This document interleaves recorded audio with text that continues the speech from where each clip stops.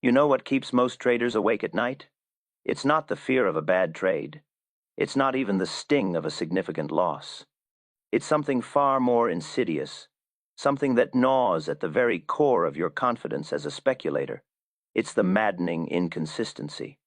One week you're a genius, reading the tape like it's written in your native tongue.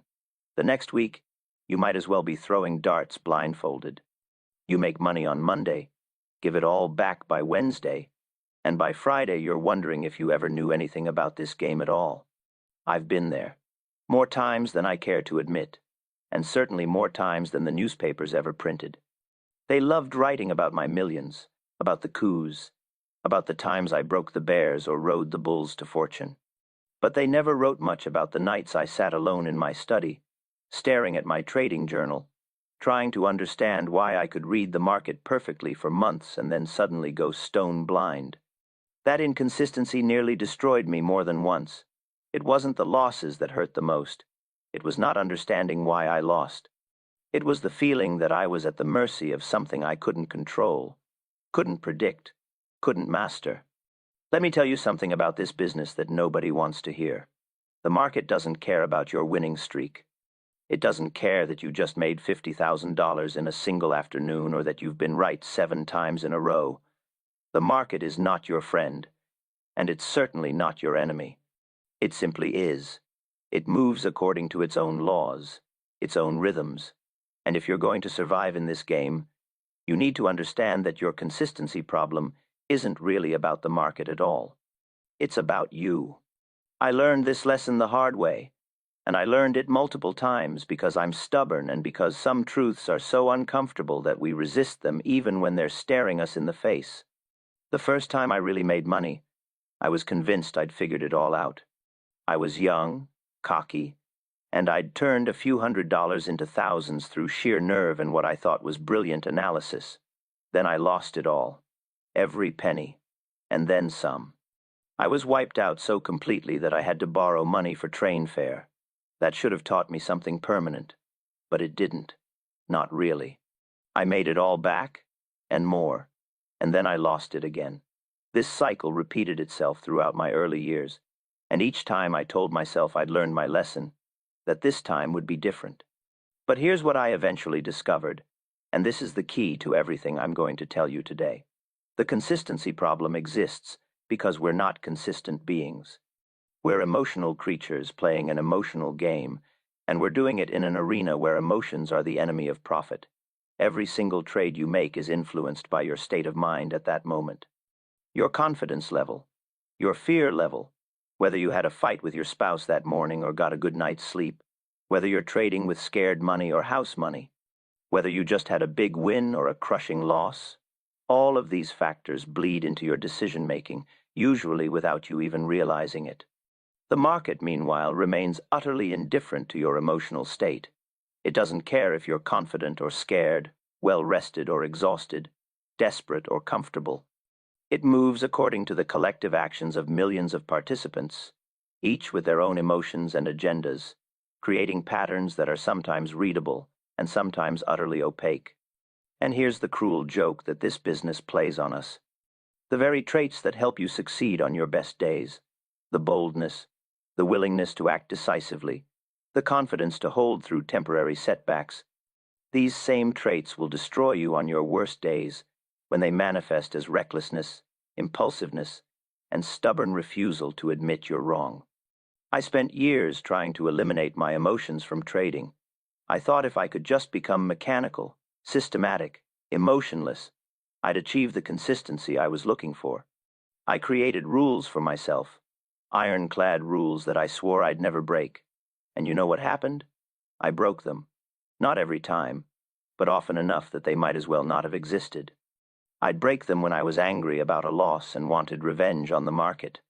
I'd break them when I was overconfident from a winning streak and thought I could see opportunities others couldn't.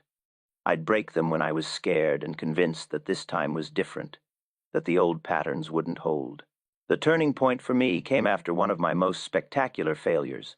I'd built up a fortune, truly significant money, through patient, disciplined trading. I'd followed my system religiously. I'd waited for the right setups, managed my position sizes carefully, cut my losses quickly, and let my winners run. Everything I did was textbook perfect. And then something shifted inside me. I don't know if it was complacency or if success made me feel invincible, but I started taking liberties with my own rules. Just small ones at first. A position slightly too large. A loss held slightly too long. A trade taken without my usual signals, just on a hunch. These small violations of my discipline didn't hurt me immediately, and that was the problem. In fact, a few of them worked out quite well, which only reinforced my belief that maybe I was beyond my own rules now. Maybe I'd reached a level of intuition where I didn't need such rigid structure anymore. That thinking, that subtle shift from discipline to arrogance, cost me everything I'd built. I didn't lose it all in one dramatic crash. I lost it slowly, through a death by 1,000 cuts, each one a violation of the principles that had made me successful in the first place. When I finally sat down and really analyzed what had happened, I realized that my inconsistency wasn't random at all. There was a pattern to it, and the pattern was psychological. I was most disciplined when I was scared, when I was building back from a loss, when I had something to prove. I was least disciplined when I was comfortable, when I felt like I'd mastered the game, when success came easily. In other words, my worst enemy wasn't the market, it was success itself. Winning made me sloppy. Winning made me overconfident. Winning made me forget that the market can humble anyone at any time. This realization was both devastating and liberating. Devastating because it meant that my consistency problem couldn't be solved simply by finding a better system or learning more about technical analysis or studying market history more carefully. Those things mattered, but they weren't the solution. The solution required something much harder. It required me to become consistent as a person, not just as a trader. It required me to develop the kind of self-awareness and self-control that most people never achieve because most people never have to. They can live their lives riding emotional waves without suffering immediate, quantifiable consequences. But in trading, every emotional indulgence shows up in your account balance. So how do you solve the consistency problem? How do you transform yourself from someone who trades brilliantly one day and terribly the next into someone who can execute at a high level regardless of circumstances? I'll tell you what worked for me, and I'll warn you in advance that you're not going to like it. It's not a secret indicator or a magical pattern. It's not about finding the perfect time frame or the ideal position sizing formula. Those things matter, but they're secondary. The primary solution is brutal in its simplicity and excruciating in its execution. You have to build a system and then you have to follow it with religious devotion, even when, especially when, everything inside you is screaming to do something else. You have to follow it when you're winning and feel invincible. You have to follow it when you're losing and feel like it's broken. You have to follow it when you see what looks like the opportunity of a lifetime that doesn't quite meet your criteria. You have to follow it when you're scared, when you're greedy, when you're bored, when you're excited. You have to follow it until following it becomes more natural than breathing. But here's what nobody tells you about systems. The system itself almost doesn't matter. I've seen traders make money with dozens of different approaches. Trend followers, mean reversion traders, fundamental analysts, pure tape readers. The methodology is less important than the consistency with which you apply it. What matters is that you have a clearly defined approach that gives you an edge, however slight, and that you execute that approach the same way every single time. The edge doesn't have to be huge. In fact, it probably won't be. But if you execute consistently, that small edge compounds over time into something significant. Let me give you an example from my own trading. One of my core principles was to only trade stocks that were in motion, showing clear directional movement. I never wanted to predict a turn. I wanted to see the turn happen and then ride the momentum. This seems simple enough, but implementing it consistently was incredibly difficult. Why? Because the most tempting trades are always the ones where you think you see the turn before it happens. You look at a stock that's been beaten down, and you think you see signs of accumulation. You want to get in early, to buy it before everyone else recognizes what you're seeing. That's your ego talking. That's you wanting to be the genius who called the bottom. My system said, wait. Wait for the confirmation. Wait for the actual move to begin. And waiting cost me opportunities. Or at least, what looked like opportunities. I'd watch stocks start to rally after I'd been studying them, and I'd kick myself for not buying sooner. But here's what I learned over thousands of trades and millions of dollars won and lost. For every one time that jumping the gun would have worked out better, there were 3 or 4 times when waiting for confirmation saved me from a false signal.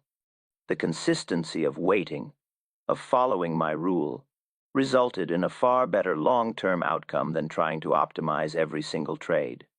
This discipline extends to position sizing, which is where most traders destroy their consistency. You need to decide in advance, based on your account size and risk tolerance, how much you're willing to risk on any single trade. Then you need to stick to that number whether you're feeling confident or cautious. Most traders unconsciously vary their position sizes based on their emotional state. After a loss, they trade smaller because they're scared. After a win, they trade bigger because they feel invincible. This guarantees inconsistent results because you're betting big when you might be getting overconfident and reckless, and betting small when you might actually be seeing things more clearly due to heightened caution. I learned to calculate my position size before I ever looked at a specific opportunity. My system was based on risking a fixed percentage of my capital on each trade, with the stop-loss placement determined by market structure rather than by my personal comfort level. This sounds mechanical, and it is, but that's exactly the point. The mechanical nature of the approach removes emotion from the equation. I'm not deciding how much to risk based on how confident I feel about a particular trade. I'm deciding based on what my capital can withstand and what the market structure indicates is a reasonable stop-loss point. But even with a perfect system, there's another layer to the consistency problem that catches everyone eventually. It's the problem of changing market conditions. Markets go through different phases. Trending markets, choppy markets, high volatility periods, low volatility periods, bull markets, bear markets. A system that works brilliantly in one type of market can fail miserably in another. So how do you maintain consistency when the market itself is inconsistent? The answer is that you don't fight the market's nature. You accept it. You build into your system the understanding that there will be periods where your approach works and periods where it doesn't. The key is to recognize these periods as quickly as possible and adjust your exposure accordingly, not your methodology. When the market is favorable to your approach, you trade at full size according to your system. When the market conditions shift and your approach stops working, you reduce your size or step aside completely. You don't change your criteria for entering and exiting trades. You just change how much capital you're deploying. This is where most traders make a fatal mistake. When their approach stops working, they abandon it and go searching for something new. They think the problem is the system when the real problem is the market conditions. They jump from trend following to mean reversion to fundamental analysis to whatever the latest guru is selling, always looking for the holy grail that works in all conditions. Such a thing doesn't exist. What exists is the discipline to recognize when your edge is present and when it's not, and to act accordingly. I went through a phase in my career where I tried to have a system for every market condition. I'd trend follow in trending markets, trade ranges in choppy markets, and so on. It sounds logical, but it was a disaster. Why? Because I was constantly having to decide which system to use, which meant I was constantly second-guessing myself. Was this really a trending market or just a temporary move in a range? Was this chop or was it just a pause in the trend? I'd switch systems at exactly the wrong time, getting chopped up in ranges when I was trying to trend follow, and missing huge moves when I decided the market was range-bound. The solution was simpler and more elegant. I developed one core approach that worked in the market conditions I understood best, and then I simply waited for those conditions to appear. When they weren't present, I did nothing. I sat on my hands. I watched. I studied. I prepared. But I didn't trade. This drove me crazy at first because it felt like I was missing opportunities. Everyone else was making money while I sat there doing nothing. But over time I realized that doing nothing when conditions weren't right was just as important as trading aggressively when they were. The money I didn't lose during unfavorable periods was just as valuable as the money I made during favorable ones. This brings me to what might be the most important insight about consistency that I can share. Consistency doesn't mean trading every day. It doesn't mean always being in the market. Consistency means always following the same decision-making process, and sometimes that process leads to the decision not to trade. The amateur thinks consistency means constant activity. The professional knows that consistency means constant adherence to principles, which often requires tremendous patience and inactivity. I remember a period in my career where I didn't make a significant trade for months. Months. My friends thought I'd lost my nerve.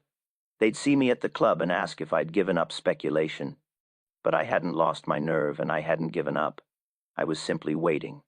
The market wasn't setting up in ways that fit my approach, so I did nothing. Then, when the conditions finally aligned, I went in big. That one trade made more money than I would have made in a year of constantly taking marginal opportunities that didn't quite fit my criteria. This is what separates the consistent trader from the inconsistent one. The inconsistent trader feels compelled to always be doing something, to always have a position, to always be in the action. They're afraid of missing out, afraid of being on the sidelines when the market makes a big move, so they force trades that don't really meet their criteria. They talk themselves into opportunities that are second-rate.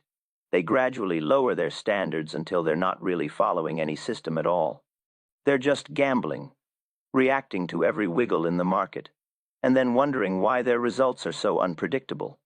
The consistent trader, on the other hand, has the discipline to wait, not just to wait for the right opportunities, but to wait through the periods where their approach isn't working, to wait through the losing streaks that are an inevitable part of any system, to wait while others are making money doing things that look tempting but don't fit their methodology. This waiting is active, not passive. You're studying the market, preparing for the next opportunity, maintaining your skills and your edge. But you're not pulling the trigger until all the pieces align. Now, let me tell you about the final piece of the consistency puzzle, the piece that took me the longest to understand and the hardest to implement. It's about state management. Not market state, but your personal state. Because here's the brutal truth that nobody in this business wants to acknowledge. You can have the best system in the world. You can have iron discipline about following it, and you can still fail if you don't manage your own psychological state. I learned this lesson during what should have been one of my greatest periods. I'd built my capital back after a significant loss. I had a proven system that I trusted. I was following it religiously. But I was also exhausted, not physically tired, though that was part of it. I was mentally and emotionally depleted from years of intense focus and pressure. I'd push through it because that's what you do, right? You push through. You don't give up. You keep grinding. And for a while it worked. I was still making money. But the quality of my decision-making was declining in ways that were too subtle to notice day to day. I was slower to recognize opportunities. I was less creative in my position management. I was more likely to make small errors in my calculations or my timing. None of these things were catastrophic on their own, but they added up. My edge was eroding not because my system had stopped working, but because I wasn't executing it at the level it required. It's like asking a world-class pianist to perform a complex piece when they're exhausted. They might hit all the right notes, but the music won't be the same. Trading is the same way. The mechanics might be there, but if your mind isn't sharp, you'll underperform. The solution was something that felt completely counterintuitive. I needed to trade less. Not because the opportunities weren't there, but because I needed to preserve my mental capital just as carefully as I preserved my financial capital. I started treating my mental state as a resource that could be depleted and needed to be replenished. After intense trading periods, I'd deliberately step back, even if conditions remained favorable. I'd spend time away from the tape, away from the quotes, away from the market entirely. I'd let my mind recover. This was incredibly difficult because it went against every instinct I had. When you're in a good streak, when everything is working, the natural impulse is to push harder, to maximize the opportunity. But I learned that pushing too hard when things are going well is just as dangerous as pushing too hard when things are going poorly. In both cases, you're operating from a compromised mental state. When things are going poorly, you're trading from fear or desperation or a need to prove yourself. When things are going well, you're trading from overconfidence or greed or a sense of invincibility. Neither state produces optimal decision-making.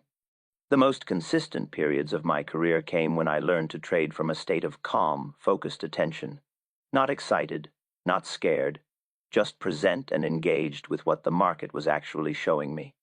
This state is incredibly difficult to maintain because it requires you to be passionate enough about trading to dedicate yourself to it completely, while simultaneously being detached enough not to care too much about any single outcome. It's a paradox, but it's a necessary one. Here's how I managed it practically. I developed routines that helped me get into the right state before trading. I'd review my rules. I'd remind myself of my long-term goals.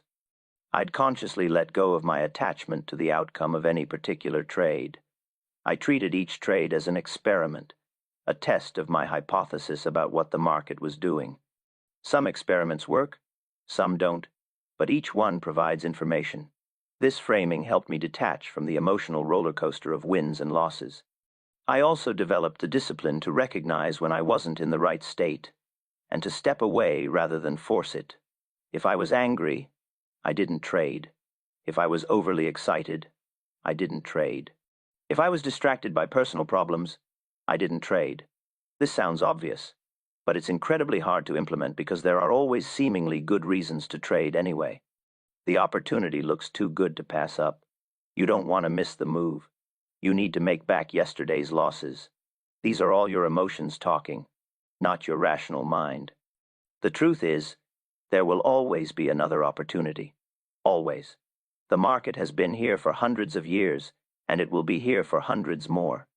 Missing one trade, or one day, or even 1 month, is meaningless in the context of a career. What's not meaningless is the cumulative damage you do to your account and your psyche when you trade from the wrong state. Those losses don't just cost you money. They cost you confidence. They make you question your system. They start the negative spiral that leads to inconsistency. So here's what I want you to understand, and this is the culmination of everything I've learned through decades in this brutal, beautiful business. Consistency in trading isn't about finding the perfect indicator or the ultimate strategy. It's about becoming a person who can maintain high-level performance regardless of external circumstances. It's about building systems and then having the discipline to follow them. It's about managing your position sizes so that no single trade can derail you emotionally or financially. It's about recognizing favorable conditions and being aggressive, while also recognizing unfavorable conditions and having the courage to do nothing. And it's about managing your own psychological state with the same care and attention you give to managing your trades. Every single day in this business is a test of your character.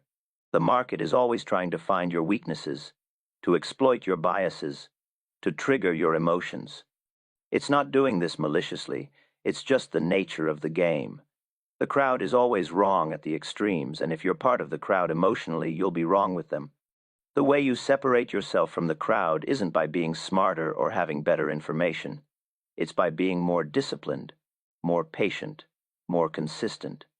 I've made millions and lost millions multiple times over.